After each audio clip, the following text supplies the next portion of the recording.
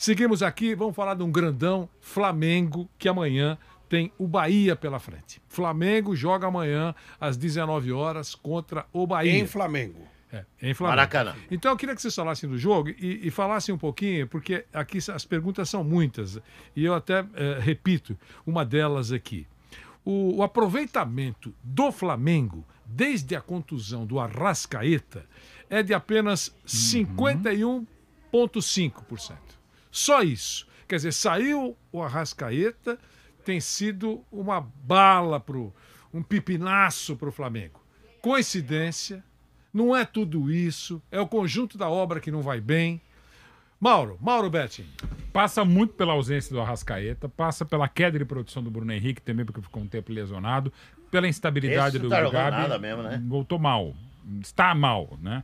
Do Gabi que faz gols, mas tá mais nervoso do que outra coisa. O Everton Ribeiro também não tá legal. O Andreas Pereira fez muita falta segunda-feira à noite. Ele mais 9, mas era contra o pior time da história dos pontos corridos e com uma das piores arbitragens também, entre tantas, do Campeonato Brasileiro, em Chapecó. Horrível a arbitragem, não foi bem de novo o Flamengo.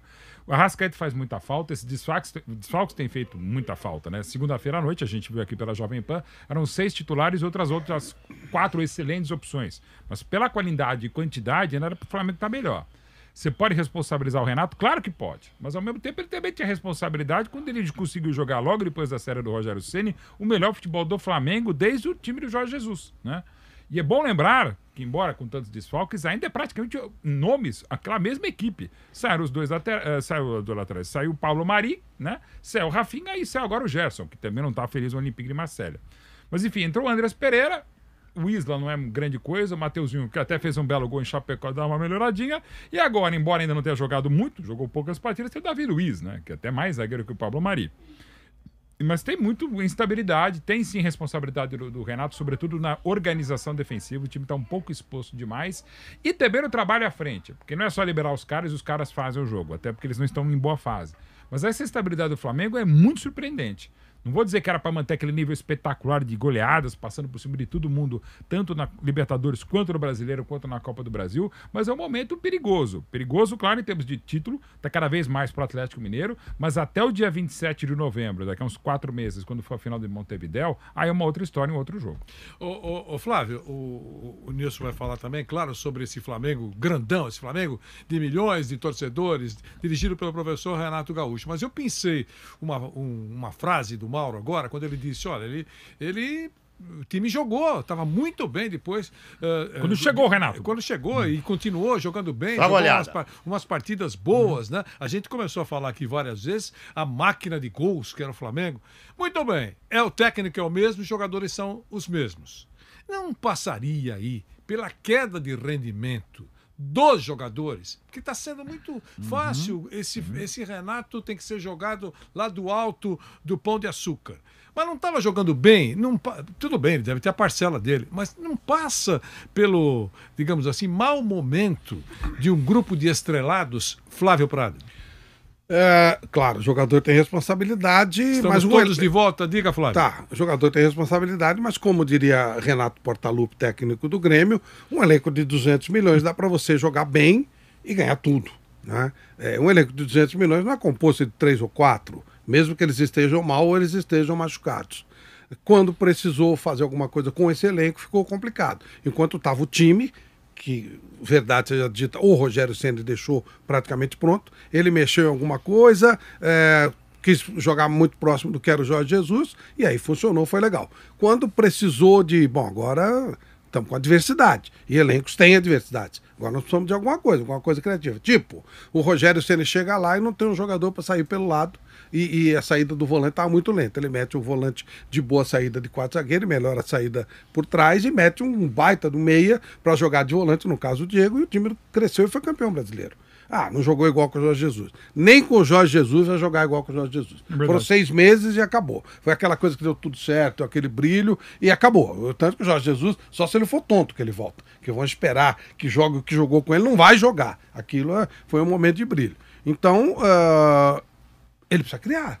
Conforme ele mesmo disse, ele tem um elenco muito grande pela frente. 200 milhões. Está na hora dele botar. Alguns jogadores estão jogando E a mal. ausência Hora de do trocar, Arrascaeta. A ausência do Arrascaeta é importante. E aí cabe ao técnico criar uma alternativa. Afinal de contas, ele tem um elenco de 200 milhões, conforme ele mesmo disse. Com 200 milhões, ele não disse com 200 milhões sem o Arrascaeta ou com o Arrascaeta.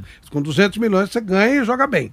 E não falou, a não ser que o Arrascaeta não esteja. Eu disse, não, com 200 milhões, subentende, você tem várias opções. Mas só Tá para na dizer hora algo dele que eu mostrar, esqueci né? rapidinho também, o Flamengo está vivenciando um jogo em cima do outro, né? Então, isso também desgasta. Ok, desgasta todo mundo, não só o Flamengo. Mas pela qualidade do elenco ainda que estão desfalcado, era para estar jogando mais. E o nosso Nilson César falando do Flamengo. Você sabe que nós temos dois brilhantes comentaristas aqui, né? O time tá Que não estão pesado aqui. hoje aqui. Ah, bom. Flávio Prado, Mauro Betti, brilhante. Prado, Vampiro. Mas eu tenho uma opinião divergente dos dois. Por favor. Criado Fla- um impasse. Flamengo é o seguinte, sabe o que aconteceu com o Flamengo? Vocês lembram o Soberano São Paulo? Lembram? Soberano? Sim. Quando o Tri em Juvenal 2008. Juvenal veio a público e falou, aqui Soberano. é o soberano. Aqui nós somos demais, nós somos imbatíveis. Lembra dessa história? Isso aí é o Flamengo. O Flamengo viveu uma tipicidade em 2017, atipicidade. 19, né? 19. Desculpa, 19. Só Jesus, A 19. atipicidade com Jesus em 2019. Aquilo foi atípico. Claro. Aquilo não existe. Aquilo não existe. Aí o jogador do Flamengo, que vai pra lá, acha que aquele time é o Bayern de Munique. No Brasil não tem Bayern de Munique. A torcida do Flamengo, representada pelo Asmar e pelo Viga, também entendem que é o Bayern de Munique. Não tem Bayern de Munique. Os dirigentes do Flamengo entendem que é o Bayern de Munique. O Renato, nada inteligentemente, falou essa bobagem que ele falou quando estava no Grêmio. Entendeu? Deveria ter sido malaco, malandro, porque poderia subir. É porque ele desdenhou do outro, né? Do trabalho do outro. Então, Por isso que ele poderia falou ter sido malandro, malaco e não ter falado dessa besteira. Então o Flamengo sofre da soberba.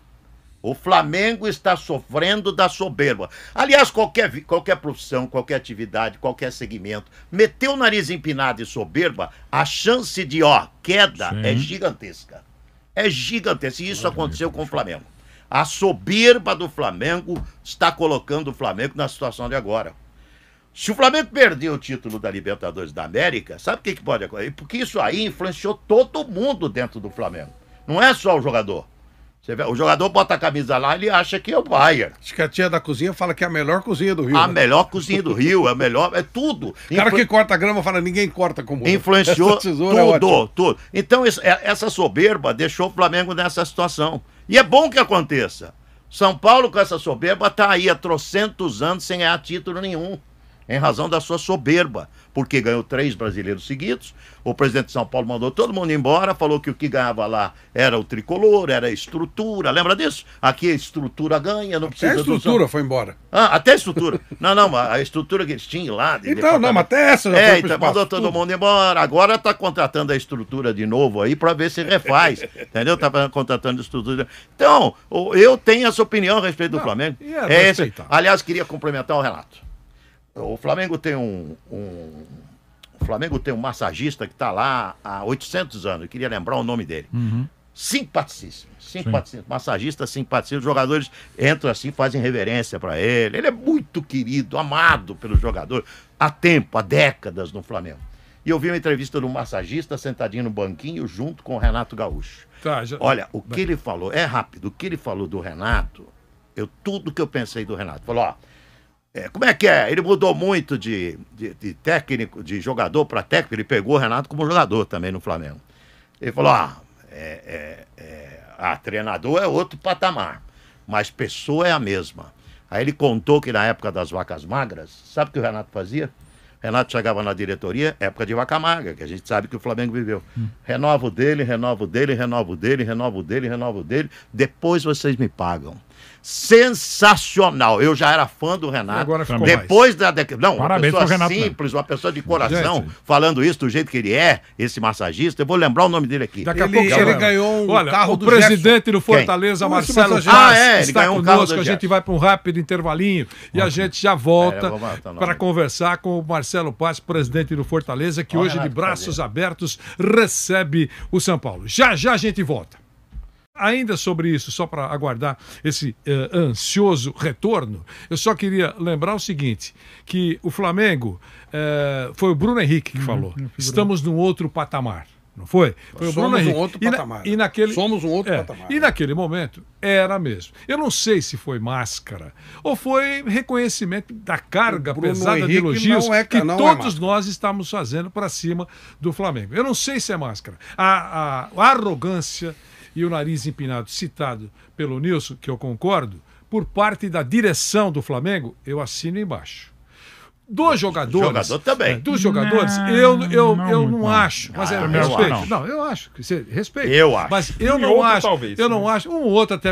Afinal, o grupo tem 30 pessoas. Claro. Mas, de uma maneira geral, eu não acho. Sabe por quê? Também não. Porque ninguém mais do que jogador, exceto alguns 2 ou 3 cabecinhas do exemplo recente do Internacional, não percebem que o mundo dá volta. Tudo que sobe, desce. Então, esses que fizeram aquela brincadeirinha com os caixões lá no Sul, esqueceram de pensar nisso. Também nós estamos falando de um universo de milhares de jogadores. No caso do Flamengo, a mesma coisa. Acho que em algum momento o Nilson tem razão. Alguns acham que... Contaminou. Que se eles não tivessem nascido, não existiria futebol. Isso pode acontecer, isso acontece. Mas, de uma maneira geral, eu sei que os caras acham que olha, eu estou muito bem hoje, mas é uma carreira tão curta que amanhã já não... Posso estar no Vasco.